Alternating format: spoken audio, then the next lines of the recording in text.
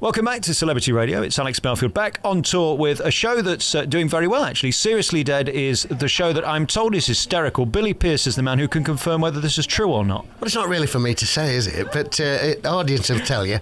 No, it is. It's really, really funny, and I'm right enjoying myself. It's a lovely concept. It's a bit scary, but it's done really well. Lots of people have been to see it, and at end at night they all go mad for it. So I'm very pleased and proud to be part of it, to be honest. What's amazing, to get this length of tour is unheard of. It seems like a lot of stuff is struggling right now. To find a niche is rare. I guess this is in the farce category. It's trying to make people laugh, and we need that right now, don't we? You always need a good laugh, love. Laughter keeps you young. It's important to have a laugh. You have to have a sense of humour. You wouldn't think you would be laughing about people dying, but it is a funny concept. It's like a farce, but it's also a love story as well. It's full of laughs, I have to say. It's mostly laughter, to be honest. But there is a bit of pathos in it, which I enjoy doing a bit of pathos. Even at pathos, I can't even say it properly. I must get these teeth fixed. I'm breaking them in for an horse. Isn't it remarkable that you still have this pull? I mean, a huge name in pantomime, a huge name in theatre, and your live stuff during the summer. I mean, it's amazing that people still have demand if you're any good. Well, I suppose after all this time I must be doing something right, and they say you don't retire, the phone stops ringing, which is very true, really. So I'm as busy now as I've ever been, really. So I'm a lucky lad, really. And it's amazing. I mean, every year you do Panto in Bradford, which is incredible. Again, they don't really tend to keep one person in the same place. Because I'm cheap. Is it?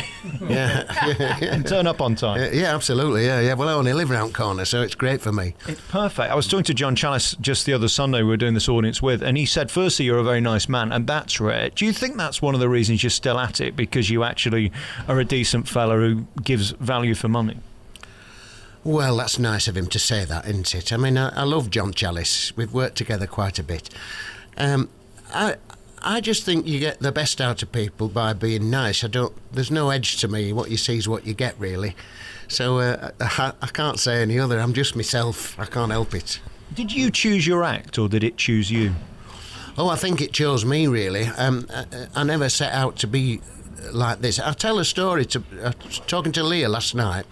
Years and years ago, we were in North East in a double act in the early 70s, and she was called, going around the clubs in the North East, and she was called Little Miss Dynamite. And when she arrived, she got me and my partner a drink, and we went on to do the warm-up spot.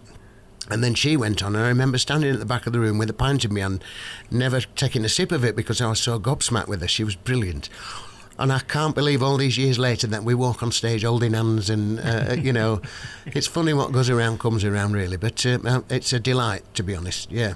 And when we look at this cast, I mean, you guys are pros who have stood in front of audiences, and much more difficult than I'm sure here at the Mansfield Palace. I mean, you've done the tough clubs back in the day when you would literally have stuff thrown at you and booed off.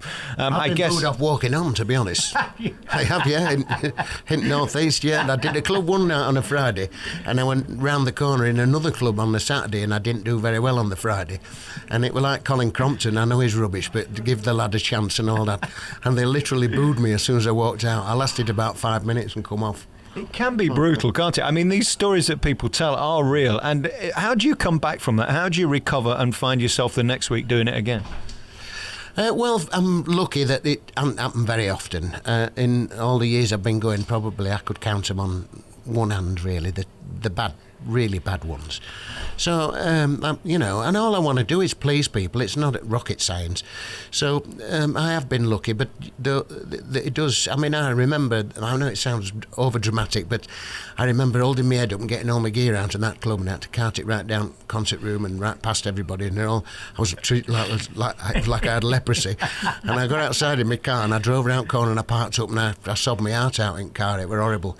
But like I said, it doesn't happen very often, that, fortunately. Else I won't still be here, would I? Well, and we look at what you just did this summer in Scarborough. Again, another place that just loves you, and you've made your home, a bit like Bradford at Pantomime at Christmas. I mean, Scarborough's a place that you do so well, and then the rest of the year you continue to tour. I guess you're living the dream in a way. You're constantly in work, and then this comes along. Is it being an actor easy for you, or would you rather be dicking around as a comedian? Dicking around's a good way of putting it, I think. I enjoy all of it, really. I have a way with words.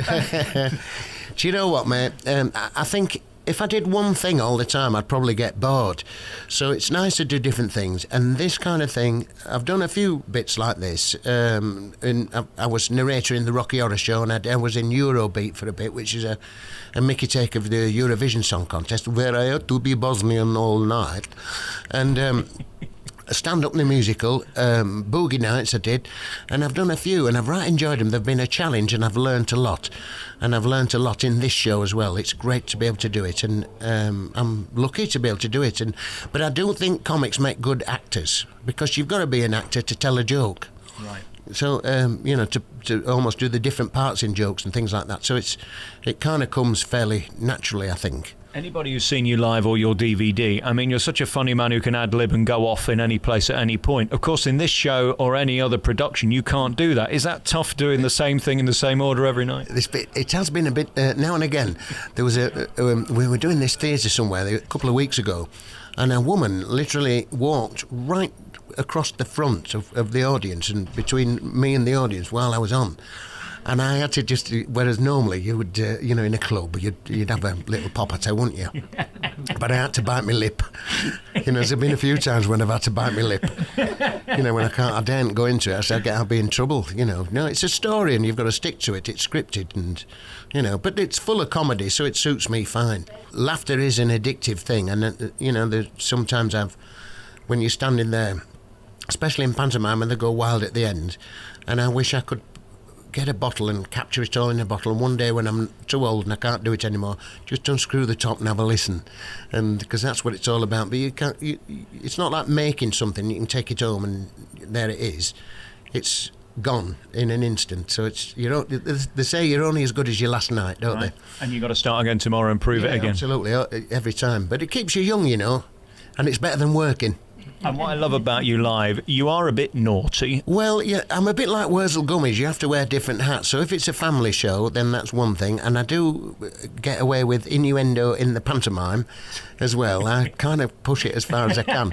It's got to be taken two ways, really, as, for over the kids' heads. And I sometimes say, that's one for the mums and dads, boys and girls, so if you'd like to explain it to them. And I love what Kudos do. They give you this huge production. It must be thrilling to be part of that, because these are juggernauts that come into town and last 5 weeks and then go off again. But such big productions now. The costumes and the scenery and some of the special effects, like flying over the audience and things like that. And one year I tap danced right across the top of the ceiling of the theatre, right round the pros. Amazing, great thing to be able to do.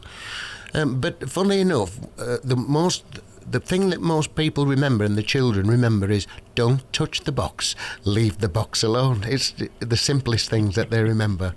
Not flying above them on a motorbike or a carpet or a car or a helicopter. They had a helicopter one year, a full-size helicopter. Wow. It was brilliant, yeah. May it long continue. It's such a wonderful thing. I don't know how long it'll last, but I'm getting old now. I don't even look like my photos anymore. Allotments are starting to look attractive. I can't pass one without dribbling, and I can't tell you where from. The eyesight's going, and I keep running into pubs. I put some weight on. I've had a lot on my plate. I could listen to you all day. You're one of our greats, Billy Pearce. Good luck with this show. Seriously Dead is touring the UK and back in 2017 too. Congratulations on that. Hey, I'm chuffed to bits. I'm really, really enjoying it. And if you get a chance to come and have a look, it's a right good laugh.